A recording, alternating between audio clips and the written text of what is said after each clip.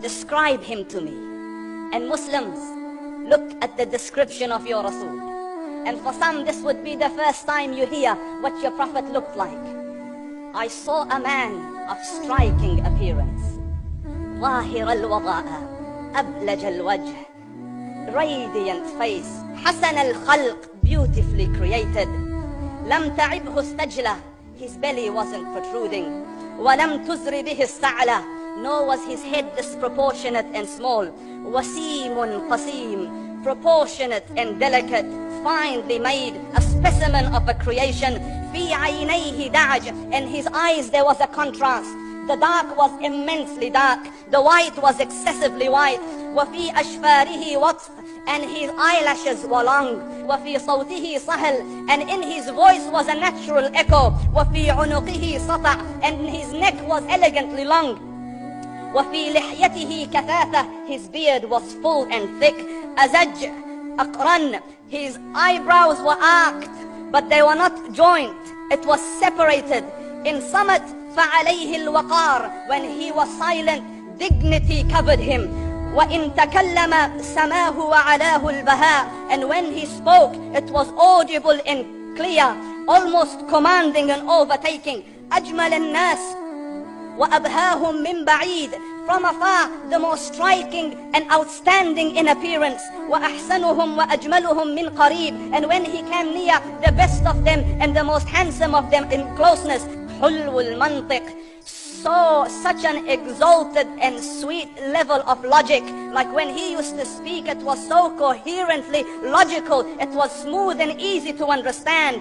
فصل لا نزر ولا هزر, he was to the point, not excessive, not too short. كأن منطقه خرزات نظم يتحدرن, his logic, his utterances, his words were like jewels coming out of a necklace, calculated, polished, one after the other, it would flow magically. ربعة, he was medium in height, your eye didn't have to strain to look up at him, nor was it tedious to look down at him, he was a comfortable sight to look at.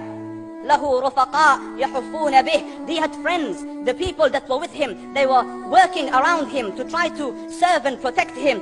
إن قال سمعوا لقوله, when he used to say something, they used to hearken to what he used to say. وإن أمر تبادروا إلى أمره, when he commanded, they used to compete to fulfill the command. This is Muhammad Rasulullah. This is Muhammad Rasulullah. Anas ibn Malik says, he says, I came out one night, it was the full moon night. And I looked at the moon, and in the desert, understand, the moon is an awesome sight. It is smooth, it is radiant, it is clear, it is gentle compared to the scorching sun at which they are used to. So the moon was the epitome of beauty. So he says, I came out at a full moon night and I looked at the moon and I saw it beautiful, handsome. So I said, let me go see if the moon is more handsome or my Prophet is more handsome. Let me see if that is more beautiful or the Prophet is more beautiful. So I went and I saw him standing afar. So I looked at his face, and I looked at the moon, and I looked at his face, and I looked at the moon, and I looked at his face, and I looked at the moon, and he said, Wallahi, he was more handsome than the moon in its entirety. That is just the look of your Rasul. Aisha radiallahu anha says, I was sewing with the needle, my needle dropped in the dark, I couldn't find it. I said, Ya Rasul, I can't find it. He moved his face close, and I swear, out of the radiance of his face, I found my needle.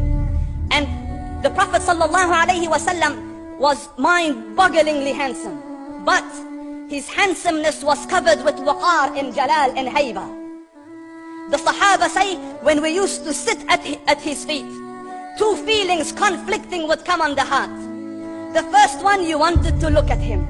You wanted to behold the majesty of his face.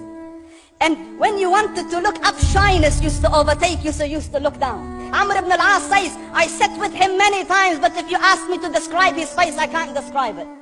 I wouldn't be able to look up to him ijlalan wa ta'zeeman. I couldn't look up at him. And that is why he didn't have the problems that Yusuf alayhi salam had. Because it was difficult to penetrate the awe and the splendor of the Rasul.